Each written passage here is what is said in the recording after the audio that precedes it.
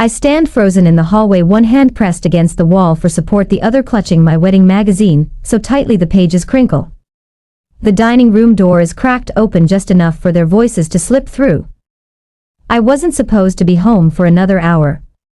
My marketing meeting ended early, and I thought I'd surprise them. Instead, they surprise me.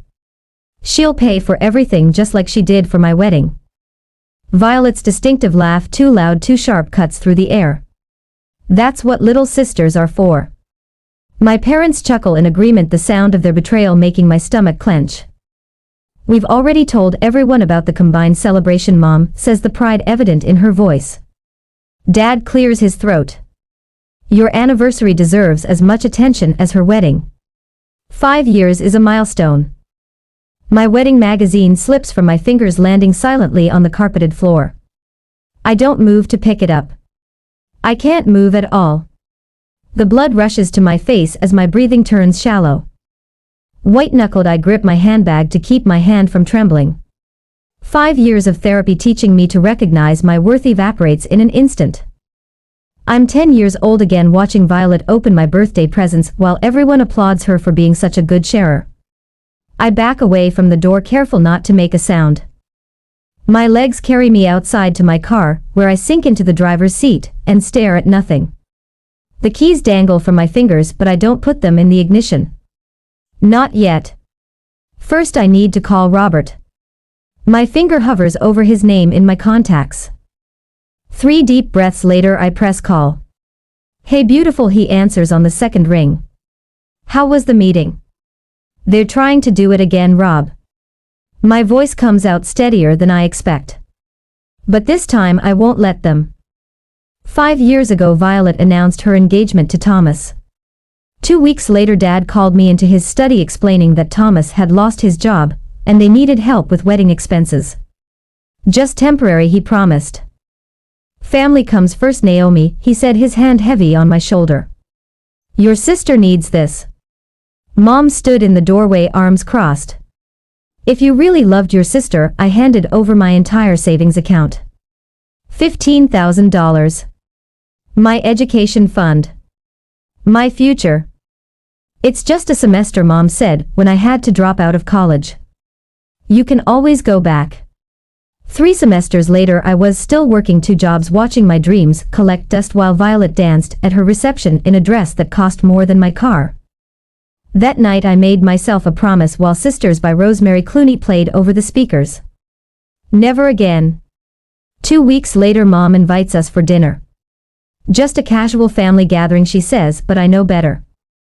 Her voice has that rehearsed quality it gets when she's planning something. The table is set with the good china, never a good sign. Violet and Thomas arrive 15 minutes late as usual. Before we eat, Mom announces once we're all seated, we have the most brilliant idea. I feel Robert's hand find mine under the table as Mom launches into a speech about beautiful symbolism and shared celebrations. We thought, she continues, beaming, that we could combine Naomi's wedding with Violet and Thomas's 5th anniversary celebration. Violet pulls out a folder, color-coded and tabbed, and places it on the table. I've already made a list. Separate cake, of course. Special dance. And I think the colors should match my original wedding. For continuity. Robert's fingers tighten around mine as I feel all eyes turn to me. They're waiting for my usual immediate agreement. My automatic yes that's been conditioned into me since childhood. Let me think about it, I say instead. The silence that follows is deafening. Mom's smile freezes. Dad blinks rapidly. Violet's mouth opens slightly, then closes. Think about it. Dad recovers first, patting my shoulder dismissively. Always practical. That's why we know you'll handle the finances. Violet's eyes fill with practiced tears. I thought you'd be excited.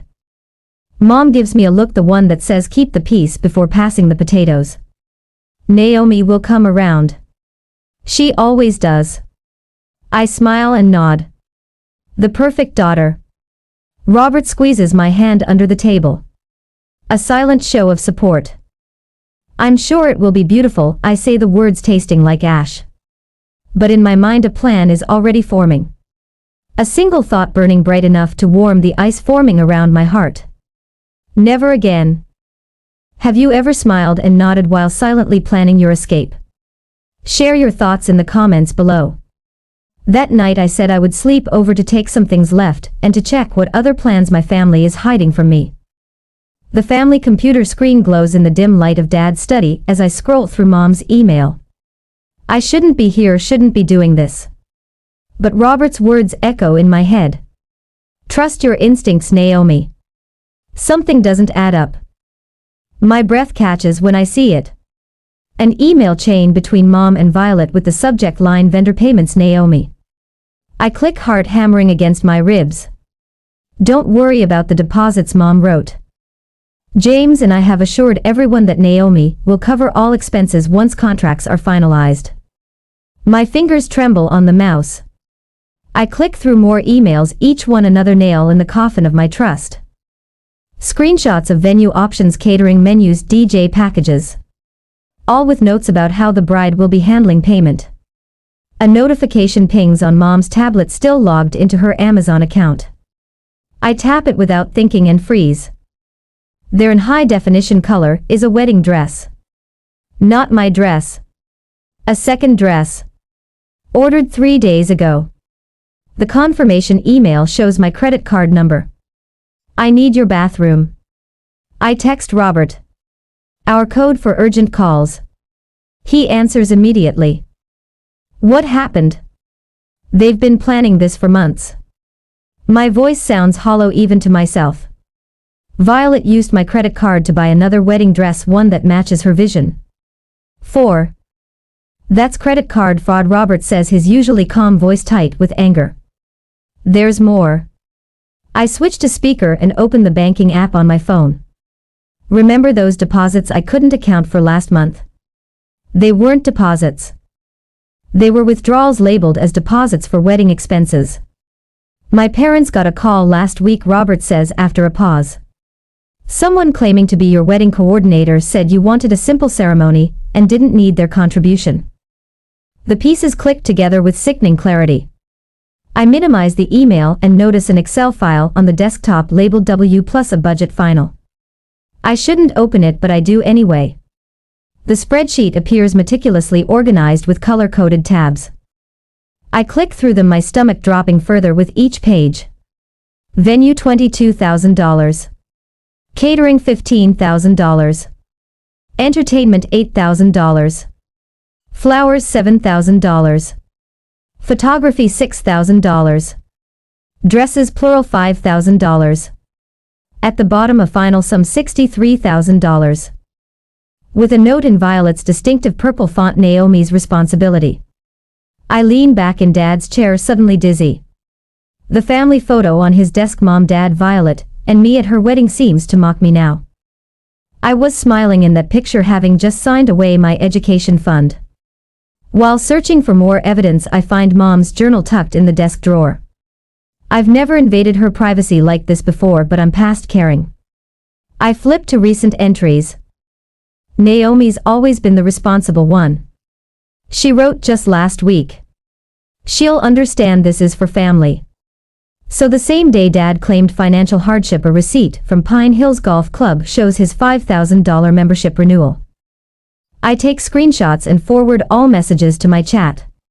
Tomorrow I will start dealing with them thoroughly. My phone buzzes in the morning while I am at office. A text from Jessica, my oldest friend who works at an event planning company. Call me as soon as possible. Violet just contacted us claiming to be handling arrangements for your wedding. I forward her the spreadsheet before calling. Her outrage validates what I already know: this isn't normal family behavior. They're gaslighting you, she says bluntly. This is financial abuse. Later that evening, Robert's sister Emily visits our apartment. Unlike me, she successfully escaped her own controlling family years ago. The problem isn't just Violet, Emily explains as we sit at our kitchen table. Your mother enables everything. Notice the pattern: Violet creates the crisis. Your mother offers the solution that requires your sacrifice. Mrs. Sullivan, my elderly neighbor who sometimes joins us for coffee, nods in agreement. She came 10 minutes after Emily. I've watched this dynamic for years, dear. Your sister takes your mother, facilitates your father, enforces, and you accommodate, she says. Not anymore, I say, but my voice wavers. The threats begin the next day. Violet calls about a networking event at her company. Remember how I helped you get that marketing position? Her voice drips with sweetness. Family connections are so important. Speaking of which, have you chosen a venue yet? Dad mentions the house down payment they might help with if the wedding goes smoothly. Mom casually references grandma's heart attack while discussing wedding stress. You know, cardiac issues run in our family. She sighs. I've already told the aunts about our combined celebration. They're thrilled. That night I make my first strategic move. I'll need to be the one to sign the venue contract. I tell them over dinner, my voice steadier than I feel. Their exchange of glances speaks volumes. At my apartment I cancel the fraudulent dress order and change all my financial passwords. The victory feels hollow when Violet calls immediately. You're being ridiculous, she snaps. You've gained weight anyway. That dress would have looked better on me. I endure the barbs, the manipulative texts, the constant pressure, the price of playing along while I formulate my plan. Later, alone in our bathroom, I finally break. Tears stream down my face as I grip the sink, shoulders shaking with silent sobs. Robert knocks gently but knows better than to enter. I stare at my reflection, at the woman who's been molded into the perfect sacrificial lamb. I splash cold water on my face, dry my eyes and straighten my shoulders. This is war, but I'll fight it my way, with strategy not emotion, with boundaries not bridges. In the mirror, I see someone new emerging, someone with steel in her spine and fire in her eyes. What's the most difficult boundary you've had to set with someone you love? Was it worth it? The next morning my phone buzzes at 7:43 a.m. I don't recognize the number, but the text contains a photo that makes my stomach lurch. Congratulations on your big announcement, reads the message from someone named Tara. I can't wait to celebrate both events next month. I tap the image and freeze. It's a screenshot of my mother's Facebook post from last night, thrilled to announce we're celebrating two beautiful milestones in one special day. Naomi's wedding and Violet's 5th anniversary. Details coming soon. 47 comments. 93 likes. Robert rolls over, his eyes still heavy with sleep. Everything okay? I wordlessly hand him my phone. He sits up immediately, fully awake. They didn't even ask us, I whisper. Call your mom, Robert says, his jaw tightening. Now. Mom answers on the first ring, her voice suspiciously cheerful. Good morning, sweetheart. Did you see? Take it down.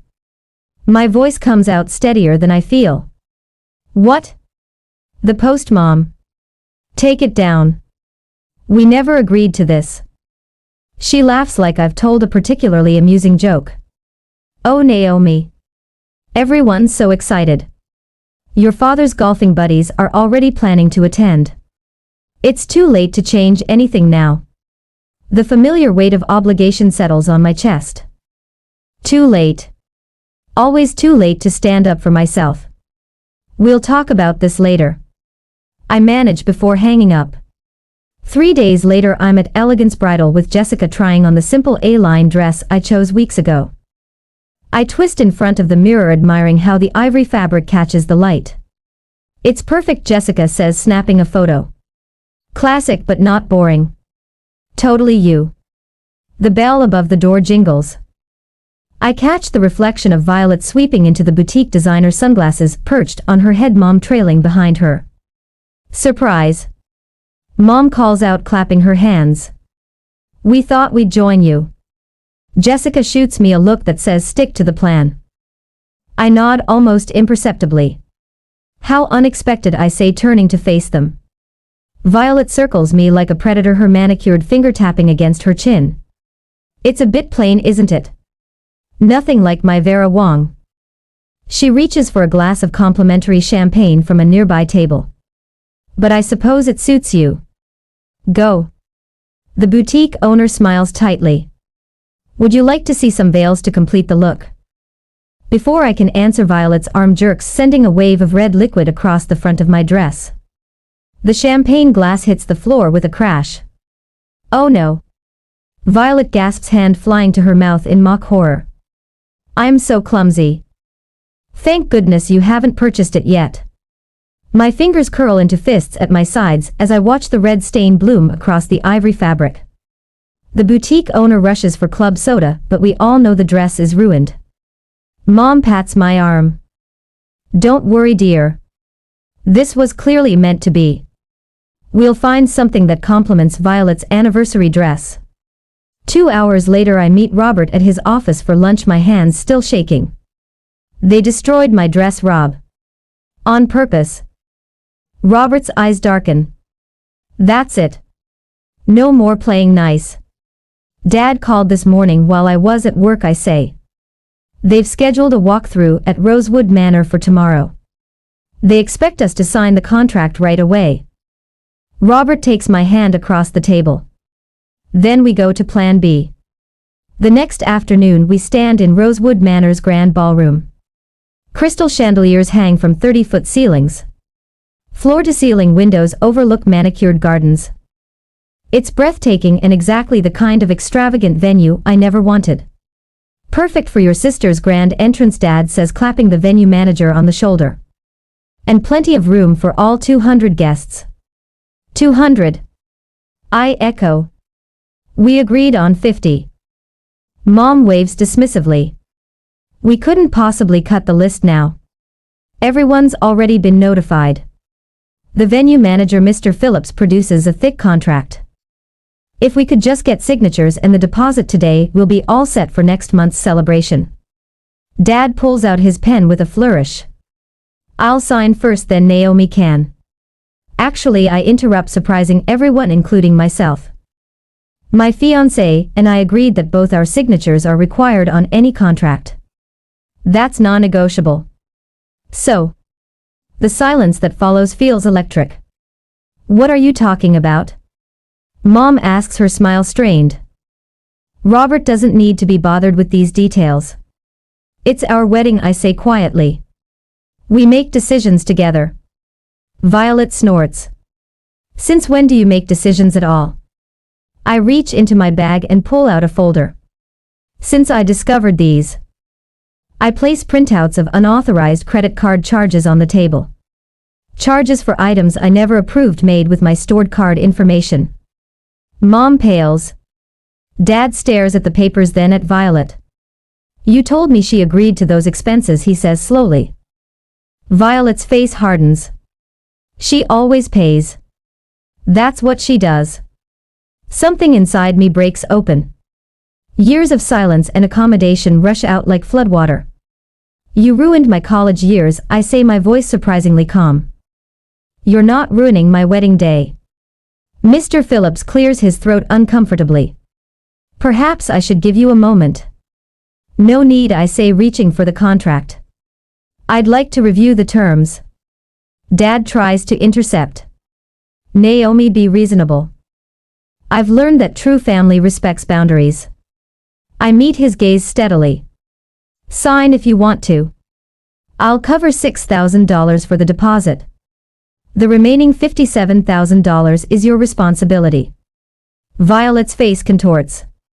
You can't do this. We've told everyone. You've always been the reliable one, the responsible one.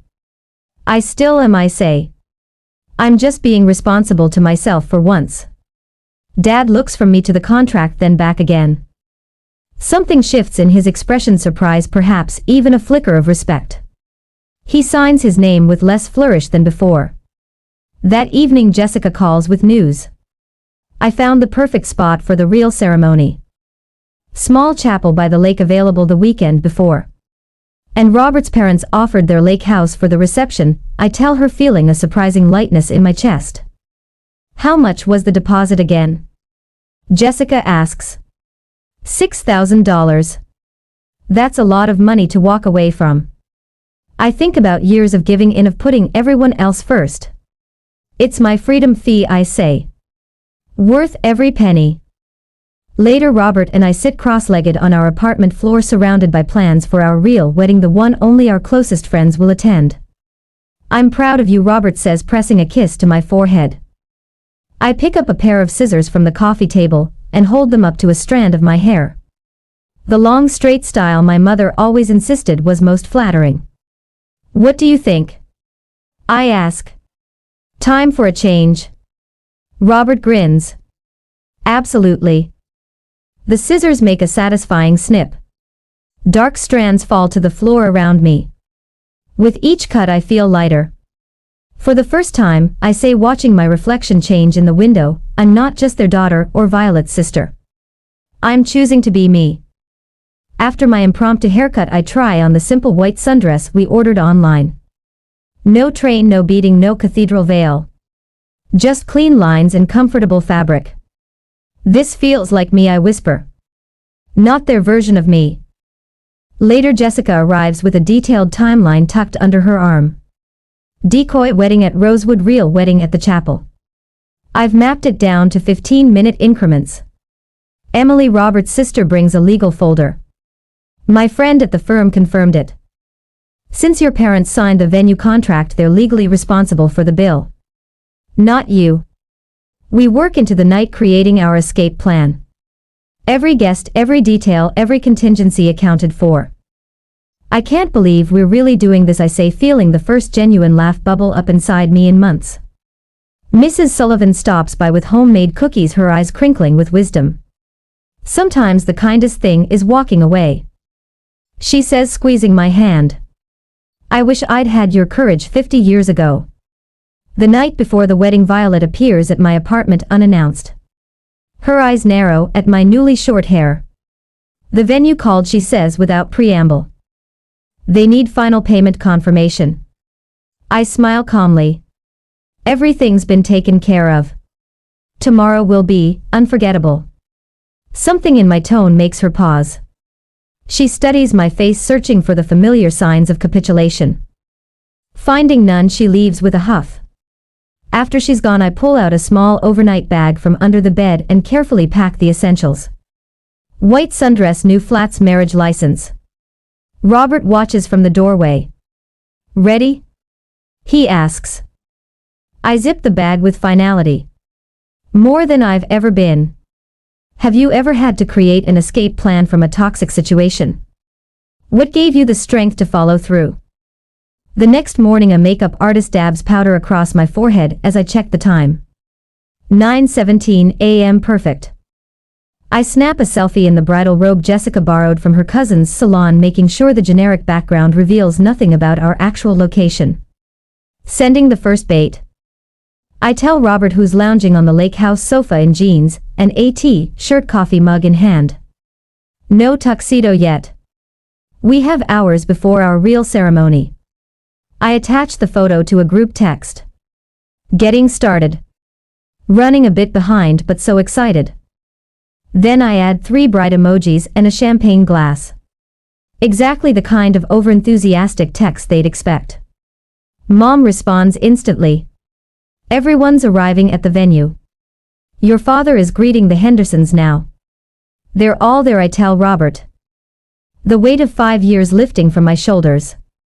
200 guests. And a $63,000 bill. Robert raises his coffee mug. To freedom. My phone buzzes with Violet's text. Remember, I need you here by 11:30 for our sister photos before your ceremony. Wear the pearl earrings I picked. I silence notifications and join my actual friends on the deck overlooking the tranquil lake. Jessica pours mimosas while Sam and Keith string white lights around the birch trees. Robert's parents arrive with wildflowers from their garden and warm hugs that ask for nothing in return. How are you feeling? Robert's mother asks, squeezing my hand. Like I can finally breathe. At 10:45 I send another staged photo. Hair done. Makeup next. Running about 30 minutes behind schedule. The responses flood in immediately. Mom, people are asking when you'll arrive. What should I tell them?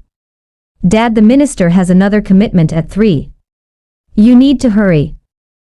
Violet, this is so inconsiderate, Naomi. My anniversary celebration is at risk. I switch my phone to do not disturb and slip into my simple lace dress, the one I bought myself, not the beaded monstrosity Violet selected to complement her anniversary gown. Ready for our real ceremony? Robert asks, handsome in his navy suit. More than you know. M said. At noon, Jessica returns from her reconnaissance mission at the country club, laughing so hard she can barely speak. You should see them, she gasps. Your mom keeps announcing minor delays. Your dad is sweating through his suit. And Violet, oh my god, Violet is telling everyone it's actually your fault because you insisted on using her hairstylist instead of hiring two. How many guests left? Robert asks. None yet. They're too fascinated by the train wreck. It's like watching a slow-motion car crash in formal wear. At 12:30, I send one final text. Having a minor zipper emergency. Start without me. Be there in 20 minutes. Then I turn my phone completely off and take Robert's hands beneath the lakeside arbor. 20 cherished friends surround us as Robert's father begins our ceremony. No one checks their watch or texts during our vows. No one demands to be the center of attention. Across town, according to our plan, the venue manager is presenting my parents with a preliminary bill. The contract they signed, the one they pushed so hard to finalize, makes them solely responsible for payment. The $6,000 deposit I contributed was carefully documented as my only financial obligation. By now, Violet has likely realized that her anniversary celebration has become a $63,000 disaster. The carefully selected champagne tower stands untouched. The 5-tier cake with her anniversary topper on the premium tier remains uncut. The guests whisper behind programs, witnessing the family facade crumble. I now pronounce you husband and wife. Robert's father announces, beaming with genuine joy. As Robert kisses me, cheers erupt from people who actually care about our happiness. Later, during our intimate reception dinner, Jessica's phone lights up with a voice message. She puts it on speaker. Jessica, this is Eleanor Thompson. Mom's voice sounds strained, her usual composure shattered. If you know where Naomi is, please tell her this isn't funny anymore. The venue needs the remaining payment tonight. Her father. Her voice breaks. James had to give them his retirement account information. Please have her call us immediately. In the background, we hear Violet shrieking at someone, likely her husband. What do you mean, what did I do? This was Mom and Dad's plan too. Jessica turns off the phone, and Robert raises his glass. To my beautiful wife, who taught her family the most valuable lesson they'll ever learn. I clink my glass against his. Freedom was worth every penny of that $6,000 deposit. What do you think is worse? I ask our friends. Losing $63,000 or losing your dignity? As laughter surrounds us, I already know my answer. The doorbell rings precisely at 10 the morning after our wedding. Robert squeezes my hand as we exchange knowing glances. Right on schedule. Ready? He asks. I nod, straightening the fresh wedding photos we arranged on our coffee table last night. I've been ready for years. When I open the door, Mom stands front and center, eyes red-rimmed and puffy. Dad looms behind, her jaw clenched so tight, I can almost hear his teeth grinding. Violet hovers at his shoulder, her face twisted into an expression that can't decide between rage and triumph. How could you do this to us? Mom's voice breaks, tears already streaming down her face. After everything we've done for you. I step aside, gesturing them in without a word. They file past Mom's familiar perfume, the one she only wears to funerals and confrontations, trailing behind her. Dad doesn't bother sitting. You're legally responsible for this bill, Naomi. I don't know what game you think you're playing, but it ends now. Tell everyone what kind of person you really are. Violet hisses, jabbing a finger toward me. I already started. Cousin Emma knows you abandoned your own wedding over some childish grudge. I don't flinch. Instead, I walk to our dining table where a leather portfolio sits waiting. Robert stands beside me, his presence a fortress at my back. I expected this visit. I say, my voice steadier than it's ever been when addressing them. I've been preparing for it for a while. One by one I remove the contents of the portfolio and arrange them on the table. The movement feels ceremonial, like laying out the pieces of a sacred ritual. In many ways it is. What's all this? Dad asks, impatience edging his voice. I press play on my phone. Violet's voice fills the room. She'll pay for everything just like she did for my wedding. That's what little sisters are for. Followed by my parents' unmistakable laughter. Their faces pale in perfect unison. Recording conversations is. Dad starts. Perfectly legal in this state with one-party consent. Robert finishes for him. His law degree finally proving useful against my family. I slide bank statements across the table. Here's proof of the $6,000 deposit I agreed to pay, the only payment I ever committed to. Mom reaches for the papers with trembling hands. But the venue manager said I have the email trail right here. I continue laying out printed correspondence, where I specifically clarified my limited financial involvement. Note the venue manager's response confirming that the contract holders, you and Dad, are responsible for the balance. Violet snatches one of the papers. This doesn't prove anything. Maybe this will. I pull out screenshots of unauthorized credit card charges, each with forensic timestamps. My credit card, Violet, for your second wedding dress. The one you ordered after spilling wine on mine. You always were so dramatic about money, she scoffs, but her voice wavers. Dad's face has taken on an ashen quality. Naomi, be reasonable. We can't possibly cover $57,000.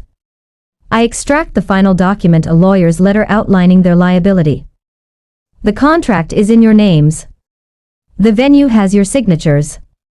The remaining $57,000 is your responsibility. Mom collapses onto our couch, mascara creating charcoal rivers down her cheeks. Why would you do this to your own family? I lost $15,000 for Violet's wedding. I say, the words no longer sticking in my throat. I willingly paid $6,000 this time to be free of your manipulation forever. This is revenge. Dad spits desperation, replacing his earlier confidence. No, I correct him. This is the natural consequence of your actions. Violet's husband Thomas, who had been silent by the door, steps forward. So you did the same thing to your sister 5 years ago? His question lands like a stone in still water, creating ripples of uncomfortable silence. That was different. Violet stammers, looking to our parents for support. But something has cracked between them. Mom stares blankly at the coffee table. Dad glares at Violet. And Violet glowers at both of them. Your retirement fund, Mom whispers to Dad. We'll have to use your retirement fund. My retirement fund. His voice rises. This was your idea in the first place. I walk calmly to the door and open it. You can leave now. My new family is coming over to celebrate. They gather their things in defeated silence. As they shuffle toward the exit, I can't resist one final truth. Consider the $63,000 your investment in my freedom. Violet pauses at the threshold, turning back with an expression I've never seen before, something like respect tangled with resentment and perhaps a flicker of recognition. The door closes with a soft click that echoes with finality. Robert wraps his arms around me as I lean against him, suddenly exhausted and exhilarated all at once. Are you okay? He asks into my hair. Before I can answer, my phone chimes with a text. Jessica and the others are on their way over, bringing champagne and takeout from our favorite restaurant. I'm more than okay. I say, looking at our wedding photos, the real ones taken at the lake house with people who truly love us. For the first time in my life, I'm free. Was I justified in my actions, or should I have confronted my family directly instead? What would you have done? A year later, the scent of roasting turkey fills our new home, as I arrange a centerpiece of crimson and gold chrysanthemums on our dining table. Through the window, November sunlight spills across the hardwood floors we installed ourselves last month. Robert catches my eye from the kitchen doorway and raises his wine glass in a silent toast. 1 year exactly, he says, his smile reaching his eyes. I nod, my chest warm with contentment rather than the familiar tightness of anxiety. 1 year since we chose ourselves. 1 year since we walked away from the elaborate charade my family had planned and married by the lake, instead surrounded only by people who truly loved us. The wedding photo on our mantle captures that perfect moment, Robert and I laughing as the weather's beautiful colors danced around us, neither of us looking at the camera. Real joy doesn't pose. The doorbell chimes, interrupting my thoughts. Through the peephole, I see Violet standing alone on our porch, her shoulders hunched against the cold in a way I've never seen before. No Thomas. No dramatic entrance. Just my sister, looking smaller somehow. When I open the door, I stand tall in my own doorway. Unlike that day I overheard them plotting in the dining room, I feel no trembling in my hands, no weakness in my knees. I came to apologize, Violet says, her voice lacking its usual sharp edge. Really apologize? I study her face, searching for the familiar manipulation. Instead I find something new, humility. Dad and Mom had to use their retirement savings to pay the venue, she continues when I remain silent. It was a reality check for all of us. I gesture toward the living room. Come in, the others will be here soon. She hesitates. Thomas threatened divorce unless I started therapy. He said he couldn't be married to someone who treats family like stepping stones. For a moment I see the little girl who once held my hand on the first day of kindergarten, before she learned to see me as competition rather than as a sister. How's that going? I ask, genuinely curious. Hard, she admits, but necessary. The front door opens behind us as Jessica arrives carrying a homemade pie, followed by Emily and Robert's parents. The warmth of their greetings fills the entryway. Later, gathered around our table, Robert raises his glass. To chosen family and second chances. The conversation flows easily, untainted by the tension that characterized family gatherings of the past. When Emily's college-aged cousin mentions pressure from her parents to change majors, I share what took me years to learn. Sometimes the most loving thing you can do is refuse to be someone's victim. I tell her. Boundaries aren't walls, they're the foundation of healthy relationships. The words feel natural now, not rehearsed. Last month I began volunteering at the community center, mentoring young women struggling with family expectations. The scholarship fund we created for money saved on our wedding helped 2 of them start college this fall. As evening approaches, most guests depart with warm hugs and promises to return soon. Only Violet remains, helping clear dishes with careful movements. You're welcome here as my sister, I tell her quietly by the sink, not as the person who tried to ruin my wedding. She nods, accepting the boundary without argument. Mom started to see it too, how she enabled everything. She asked if she could call you sometime. Later, after Violet leaves, Robert presents a small package wrapped in silver paper. Happy anniversary, he whispers. Inside is a shadow box containing our framed $6,000 venue deposit receipt mounted against burgundy velvet. The inscription reads, "Best investment we ever made in our freedom and future." I trace the glass with my fingertip, smiling at the simple truth of it. Some lessons are expensive but worth every penny.